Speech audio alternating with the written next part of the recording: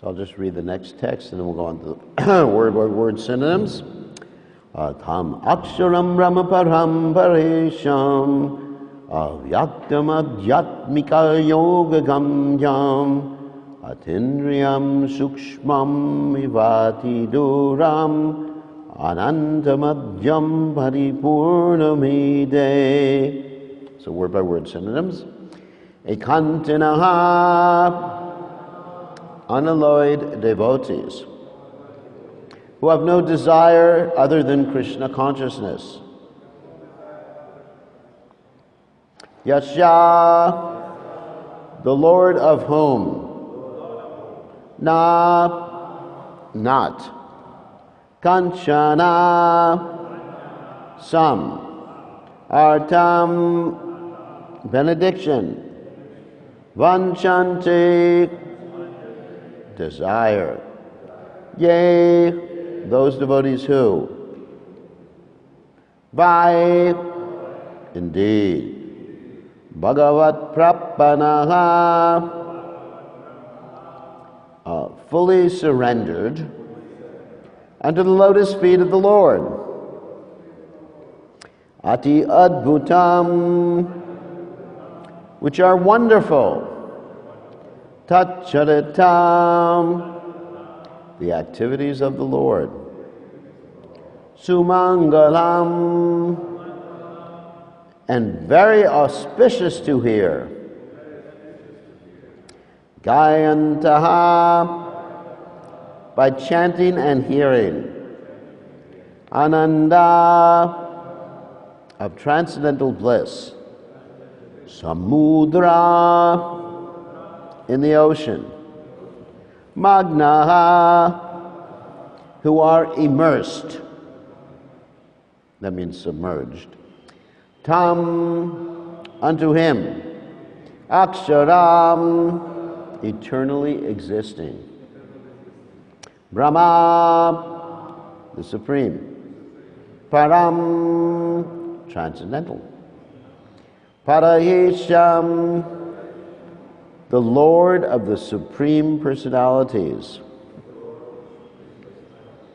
Avyaktam, invisible, or not able to be realized by the mind and senses.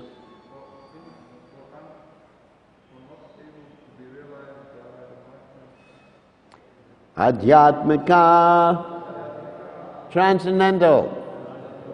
Yoga, by bhakti yoga, devotional service. Gamyam, obtainable. Bhaktimam abhijananti. Atindram, beyond the perception of material senses. Shukshmam, minute. Iva, like.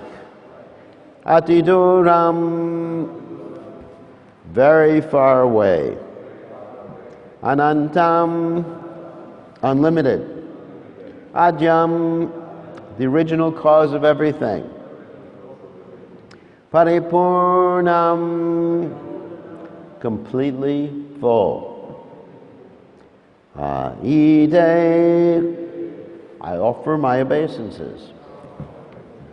So translation, unalloyed devotees who have no desire other than to serve the Lord, worship him in full surrender and always hear and chant about his activities, which are most wonderful and auspicious. Thus they always merge in an ocean of transcendental bliss. Such devotees never ask the Lord for any benediction. I, however, am in danger.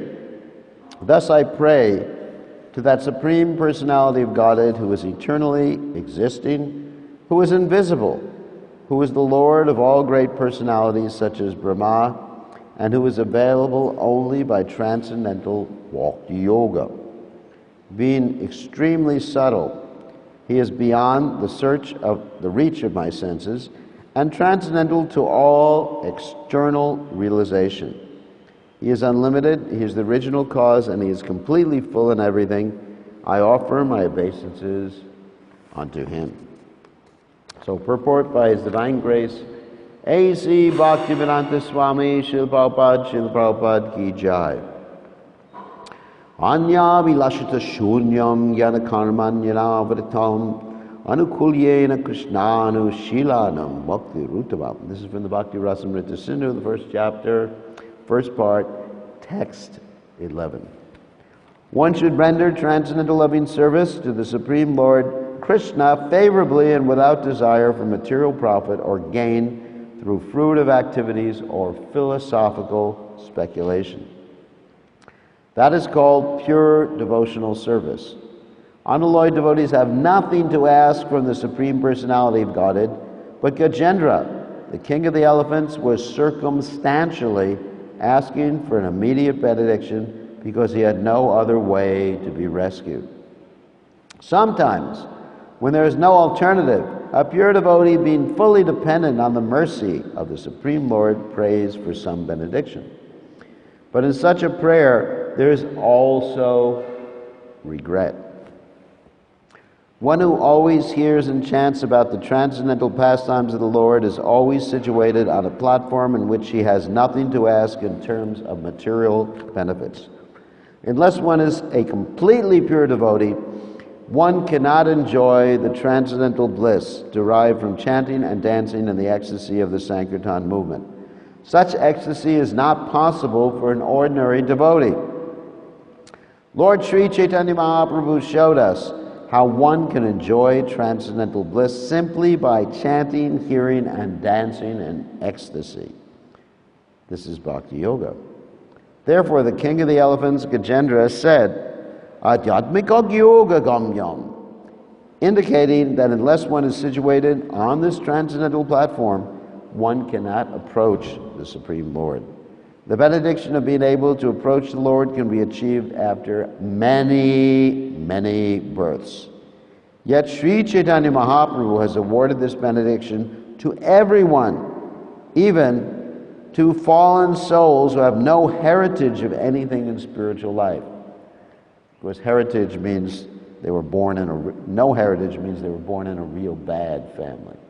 And heritage means they were born in a devotee family. That's what heritage means. That is actually being seen in the Krishna consciousness movement. Therefore, the path of Bhakti Yoga is the spotless process by which to approach the Supreme Personality of Godhead.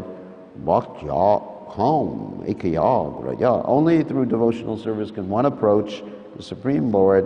The Lord says in Bhagavad Gita, the 7th chapter, text 1, Maya Shakta Manaparta Yogam Yugjan Madasrayaha Asamshayam Samagrambam Yatha Yasyasi Tachrinu. Now hear, O son of Pritha Arjuna, how by practicing yoga in full consciousness of me, with mind attached to me, you can know me in full, free from doubt. Simply by being attached to Krishna consciousness and by thinking of the lotus feet of Krishna constantly, one can fully understand the Supreme Personality of Godhead without a doubt. So Om Ganat Timidanda Shah Gananjana Shlakaya Chakshur Unmiritam Yena Tasmai Shri Gurave Namaha. So, it's very interesting here that Gajendra is praying to the Lord because he's in trouble. And he's lamenting about that. That, I'm not pure, but, somehow or other I'm praying for this. So he's honest. As we mentioned in previous classes, it's always good to be honest about one's situation in devotional service. And pray according to one's particular situation. But also lament that one's not on a higher platform. And so if we find ourselves praying, and we should be honest, as I said before, then we lament. Why do I have to pray like this? But I do because I'm not quite on that platform. Like you have Dhruva Maharaj. When Dhruva Maharaj was asking for all these benedictions, finally he achieved pure devotional service, he was lamenting. What was his lamentation?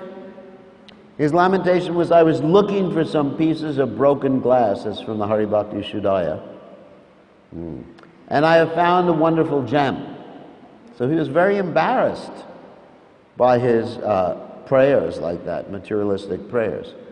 And a pure devotee does not pray for anything materialistic, anything basically personal other than pure devotional service. He does pray for that. He does pray to become a pure devotee. So, just like the example of Parikshit Maharaj, who was a pure devotee. I think everybody knows Parikshit Maharaj. He saw Krishna while he was in the womb of his mother, Uttara. Was saved by Krishna. He's called Vishnu Rata. He was saved by the Lord. After the Brahmastra was fired by Ashwatam. So, when he was cursed, so we're contrasting Gajendra's situation here with Parikshit Maharaj's situation.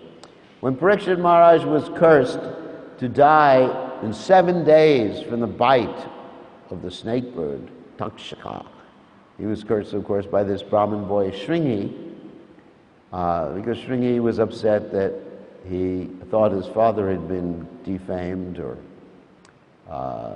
improperly dealt with. So Parikshit Maharaj could have easily counteracted the curse. He could have, many ways. He's a pure devotee. Pure devotees have all mystic powers. Just like Prabhupada. When he arrived, one time, I was with him, he arrived in Dallas, Texas. He said to the devotees and the reporters, I could have come by mantra. I could have come even by magic carpet, he said.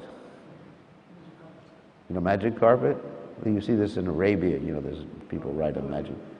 Prabhupada said that. I mean, it was actually interesting. But I came by airplane. And they asked Prabhupada, why did you come by airplane?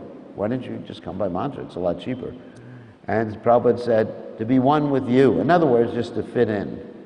That was Prabhupada's reply at that particular point. I had arranged the reception for Prabhupada with the media at that particular time. So it was a very interesting reply. So the devotees have all mystic powers. So Parikshit Maharaj could have counteracted that curse immediately. Or he could have prayed to Krishna. Hey, Krishna, save me. Let this Brahman's curse come to nothing. Let it come to null. Let it be nullified.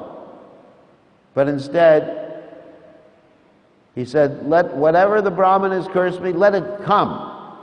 But let me remember Krishna at the time of death. So, he took the pure devotee's attitude. And you see other pure devotees too, who are not asking for relief. In fact, you have Vasudev Dutt, who is asking for the opposite of relief. Most of us, if we were in pain, or when we're in pain, don't we cry out, Krishna, help? But Vasudev Dutt is asking for more pain to save us. He's saying, let me suffer everybody's karma. Let them all go back to Godhead, and I'll just stay here forever. Wow. So you contrast his prayer with the prayer of Gajendra here, and you'll see it's quite different. Of course, Gajendra is a great devotee. I mean, obviously much higher, greater, and he's gone back to Godhead, etc., like that. At this point, he's pure devotee. But still, we can contrast these different types of prayers. So I was actually thinking about, why does a pure devotee pray? And of course, we gave an example of Vasudev Dutt. Pure devotees also pray for their own personal purification. Like, I pulled out this songbook, thinking about this, how Bhaktivinoda Thakur has this very, very nice song, or poem, whatever you may call it, called Gopinath. And he's taking a very humble position, Dayanu, which means humility. He says, Gopinath, Lord of the Gopis, please hear my request. I am a wicked materialist, always addicted to worldly desires, and no good qualities I possess. O Gopinath, you are my only hope, and therefore I have taken shelter at your lotus feet. O Gopinath, how will you purify me? I'm just summarizing some of these things. O Gopinath, this sinner who is weeping and weeping begs for an eternal place at your divine feet. So here's a devotee. Of course, Bhaktivinoda Thakur is not actually a conditioned soul. He's a Nityasiddha devotee. However, he's acting as if he were a conditioned soul for our benefit. So he's showing us how to pray. Because without the pure devotees showing us how to pray, we would not know how to pray. We'd be simply like doing Satyanarayan Katha all the time, right? Or like this, Om Jaya Jagadisha Hari. Or like in Christianity, there's our Christian friend back there.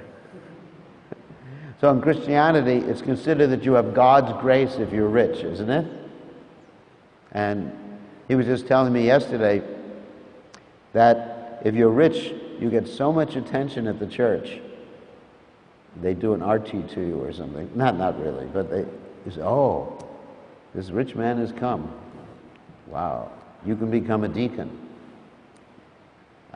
Actually, in America, deacon means the people who support the church, the people who have money.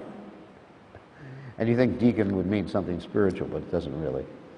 I have one disciple who's a Baptist minister, and he was telling me how the people who run the church are not actually are very materialistic, not very spiritual, and they're concerned with money. So anyway, so Bhaktivinoda Thakur is showing us how to pray, how we should pray. Chaitanya Mahaprabhu is showing us how to pray.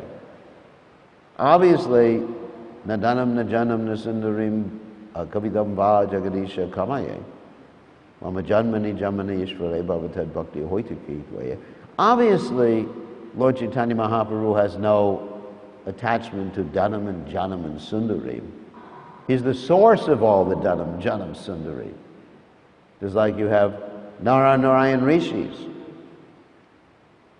The demigods thought, Indra thought, they were going to lure Narayan Rishis to fall down by bringing some of the dancing girls from the heavenly planets, right? And spring. They brought them all down, ching ching, whatever they did. And they were dancing in front of Narayan Rishis, and Narayan Rishis, they just yawned. And then, Narayan Rishi, he produced a more beautiful girl from his own body. And that was Urvasi. That's the source of Urvasi. She came from Narayan. And so he showed, what am I interested in this stupid stuff for? I can give you something better. And he offered to the demigods, instead of pure devotional service, he offered them her. He said, if you're really interested, take her home with you. Right? And so they took Urvasi became like the chief Apsara in the heavenly planets. I mean, Indra she wasn't there when she came down to have some relationship with Pururuva. Indra was feeling like really morose without her, isn't it? And he sent the Gandharvas to bring her back. That's another story in the Bhagavatam. So Lord Chaitanya is not interested in Dhanam. What's he going to do with beautiful women? I mean, he had a first-class chaste wife, and he just took sannyas. So Dhanam Janam Sundarim, and wealth. He's the possessor of all the wealth. But he's showing us, like Prabhupada said, Lord Chaitanya is like a school teacher who goes up to the blackboard or the writing board at the front of the class and says to the class, how much is 1 and 1? And he knows, but he's asking the question, and he's showing how to do it. The teacher has to show you how to do mathematics, or show you how to do different things like that. That's how you learn, by example, right? So Bhaktivinoda Thakur is showing us an example of how one should think. Oh Gopinath, I'm a materialistic rascal. Please take this sinner weeping and weeping to your lotus feet. And that's, of course, an indication of what we call laulyam too, intense hankering for pure devotional service. So he's teaching us many things by this prayer.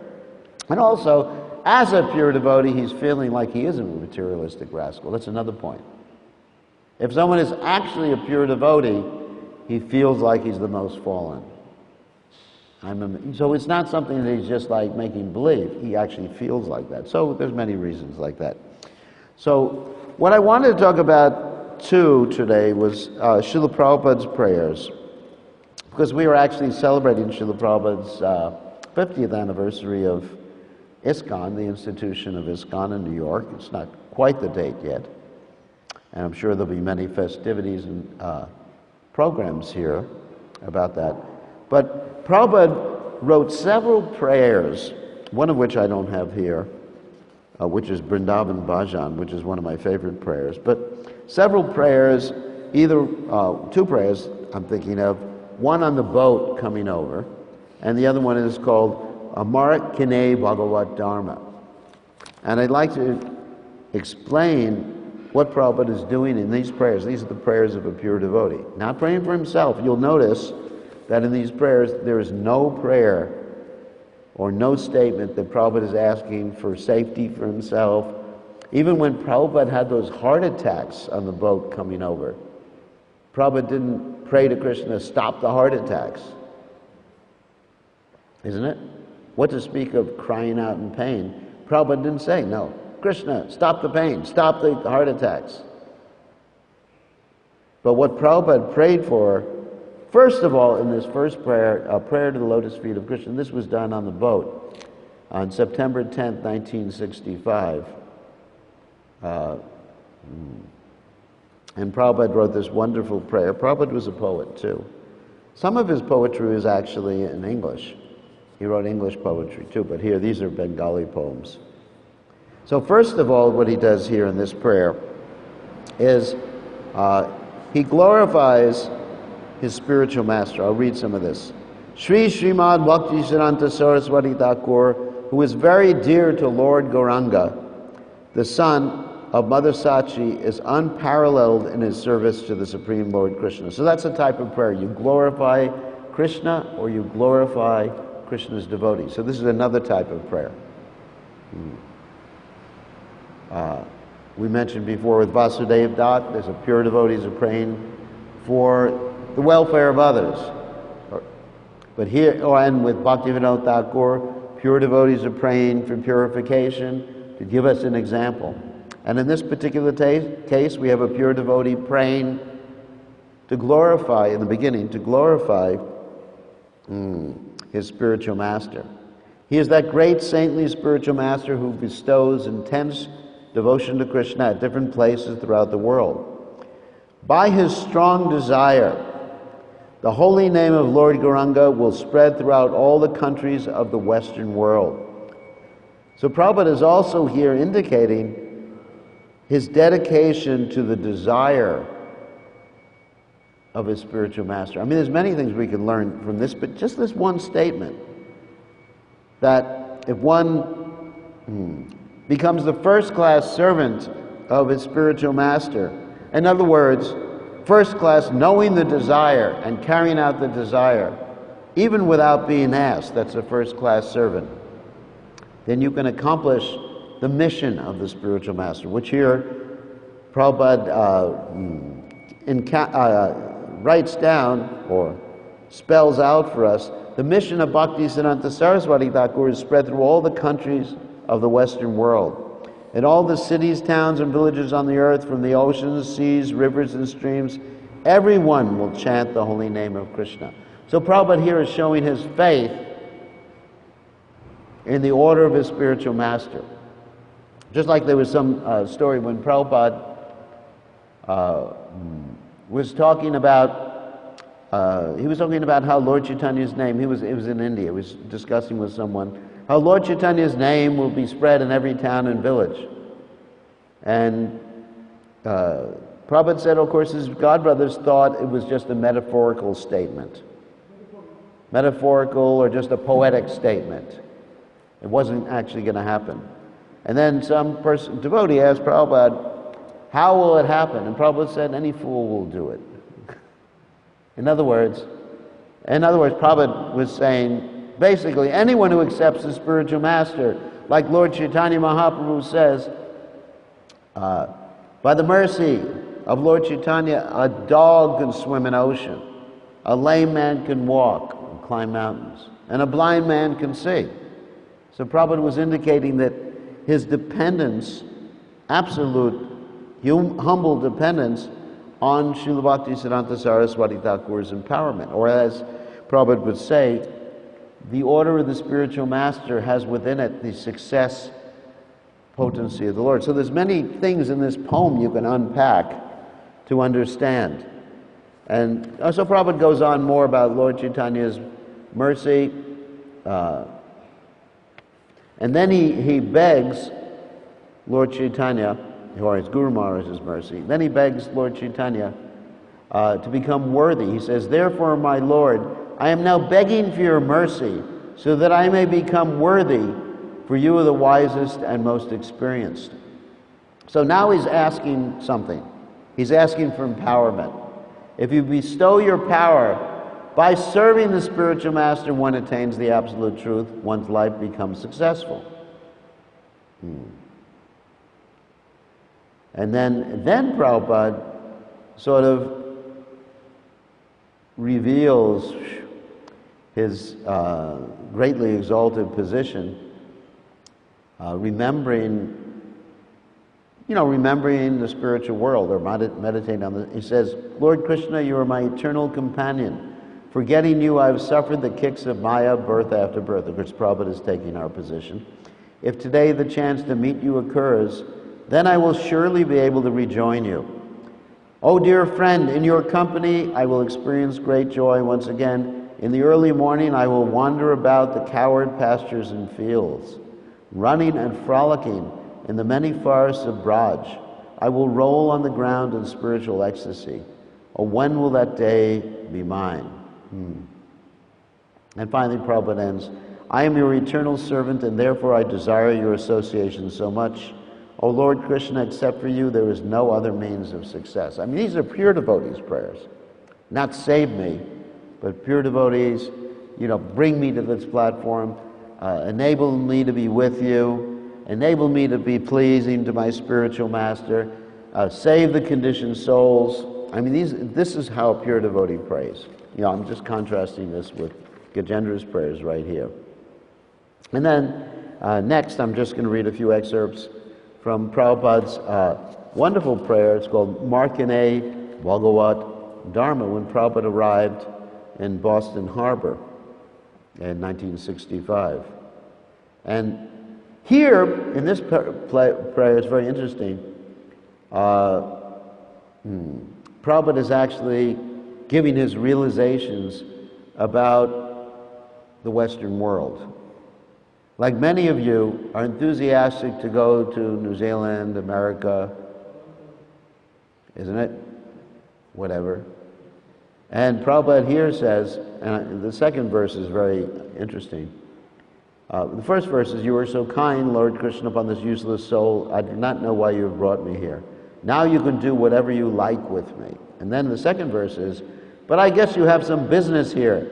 Otherwise, why would you bring me to this terrible place? So Prabhupada here is actually pointing out his exalted position and his realization. That's another type of prayer. This is a terrible place, this America. But you are thinking, that is the land of my dreams. Like when I'm in America, I ask some of the people who come from India, how many times have you been to Disney World? Everybody, or has anyone been? Everybody raised their hand. Anyone been 10 times? Everybody's gone 10 times. Because the Prabhupada said, actually, I don't want to insult anybody, but anyway, Prabhupada said the people who go to the West in search for enjoyment, they're the new crows. New crows. You know what a crow is? A crow is an animal. You have crows here. Crows in India, they're big crows, they eat stool. And so Prabhupada said the people who live in the West, they're the old crows. In other words, they gotten tired of stool and they're ready to take up Krishna consciousness. But the people who go and migrate, they're the new crows. Because they're still enthusiastic about eating the rejected remnants of modern civilization. You understand? So Prabhupada is here saying here this terrible place. And then he's indicating why it's a terrible place. Most of the population here is covered by the modes of ignorance and passion. They think themselves happy and satisfied. I do not know, I'm just paraphrasing here, how they will be able to understand the message of Vasudeva. He's probably thinking, these people are crazy. They're just like dogs. These are the prayers of a pure devotee. How are they going to understand the Bhagavatam, which is Nirmatsaranam Satam, for those who are actually free of these things? Daiva, Kaitavo, these things, free of cheating propensities. I mean, it's like going to a zoo. Prabhupada is revealing that it's like I'm going to the zoo to preach to the animals. That's interesting, isn't it? And then Prabhupada said, but by your causeless mercy you can make everything possible because you are the most expert mystic. He's praying to Krishna. I'm simply praying, O Lord, for your mercy so that I may be able to convince them about your message. I wish that you may deliver them. So then he gets in the mood, I'm skipping some of it here, of Vasudeva Dutt. I wish you may deliver them. He's just praying out of compassion. So that's a type of prayer, the compassion. Therefore, if you so desire their deliverance, then only will they be able to understand your message.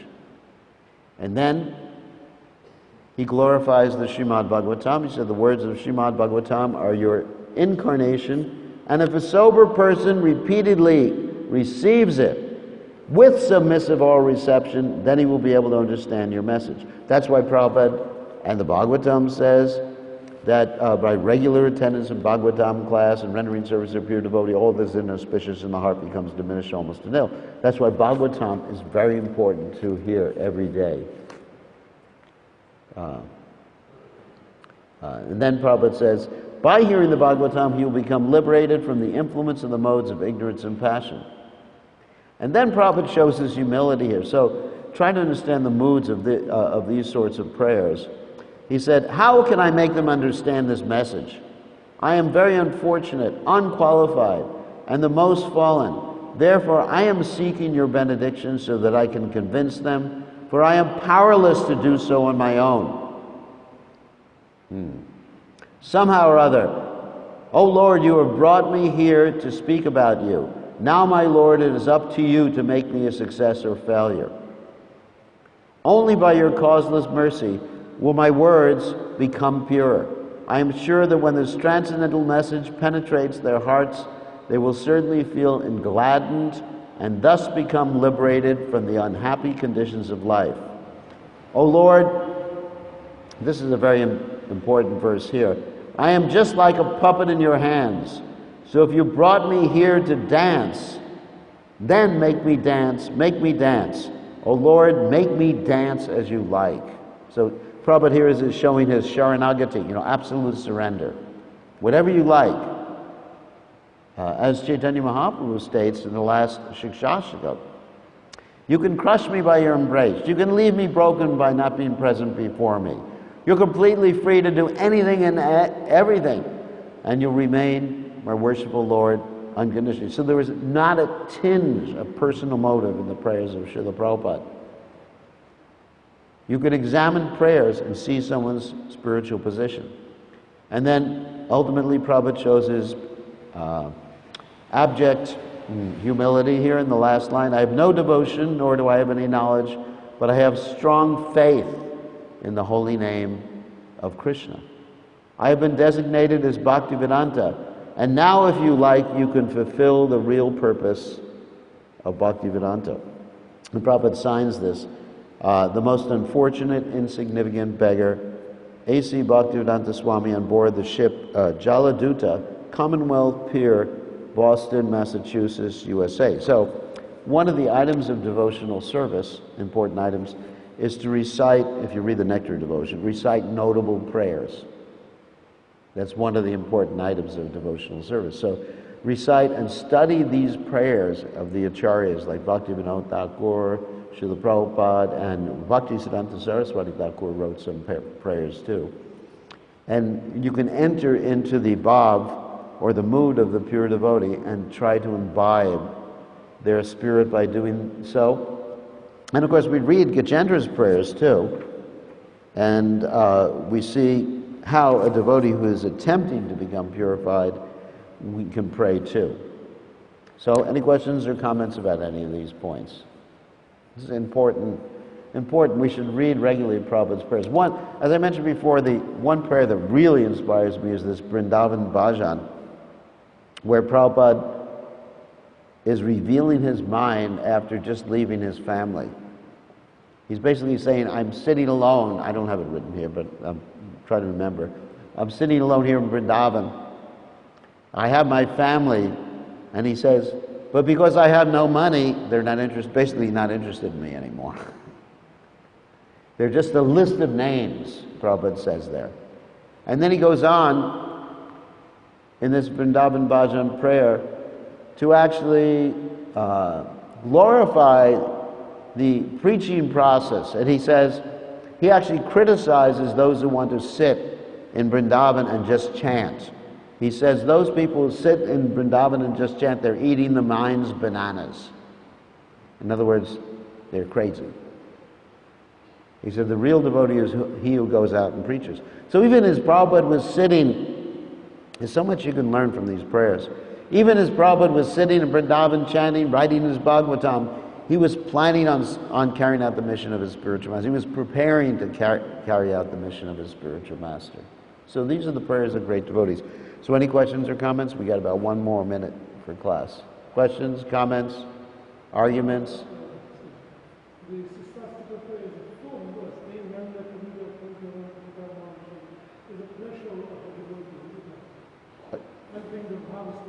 Yeah. The Shikshashika prayers can be understood indicating the different stages of devotional service, beginning with the Do Shraddha Sadhu Sangota Bhajanakriya, ultimately up to Prema. There's different ways of analyzing the Shikshashika prayers. Also, the Acharyas have analyzed them in terms of the Ashtakaliya Leela. Everyone knows what the Ashtakaliya Leela is? No, not everybody knows. In Krishna's Leela, there's different times of the day when Krishna does things. For example, when he wakes up in the morning, he's in the Kunj with Srimati Radharani, and he has to be woken up by the different animals and the devotees. And he's with Radharani, and then they realize that it's time for him to go home, because if Mother Yashoda discovers he's not in his bed, he's in trouble. And so they anyway, so these are things that happen. He rushes out, and by accident he puts on Radharani's sari, and she puts on his dhoti. And so this happens in the early Leela, and I'm not going to go through the Ashtakaliya Leela now. So the Shikshashika relates to these different times of the day when different things happen. Different stages in devotional service. So it's very interesting analysis. Bhaktivinoda Thakur does this analysis of the Shikshashika. So anyway, there's 8 times of the day in Krishna's day, from the morning to the late evening. So, any questions? Anyway, it's a little bit too esoteric for everyone here. So I think it's time to end. So we ask everyone to study these prayers of Srila Prabhupada, especially this year, when Prabhupada's 50th anniversary of starting ISKCON is being celebrated. The best way to glorify Prabhupada is to basically read and talk about Prabhupada, read what Prabhupada has written. And the prayers of Prabhupada is like internal moods. And also Prabhupada said the purports of Prabhupada's ecstasies. So the purports are very important too. One shouldn't just read the books and read the translations, but the purports.